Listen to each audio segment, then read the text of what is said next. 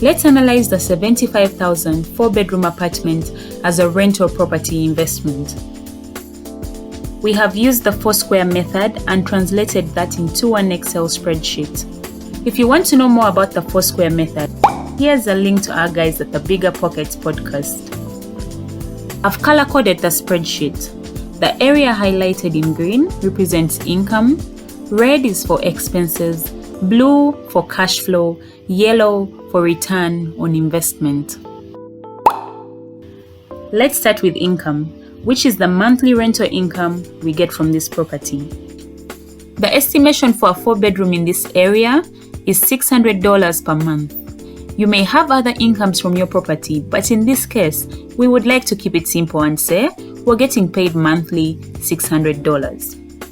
So that gives us a total monthly income of $600. I've illustrated that in USD and UGX. The next thing is the expenses for this property. Based on the information I've gathered on the standard living cost in this area, you've got a property maintenance fee, water, electric, repairs, gas, vacancy, property tax on rental income, and capital expenditures. Once we add the most common expenses, which are the property maintenance fee, water, electric, and gas, that comes up to $122 per month. Next, we're going to establish what our cash flow is. So what we'll do is we'll take the total monthly income minus the total monthly expenses, which gives us $478 per month. Then we'll calculate to see how much we would make in a year.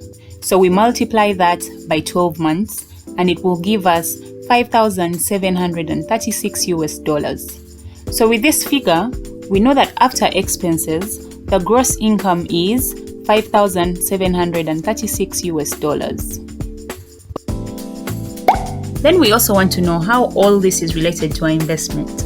We need to find out how much our return on investment is every year.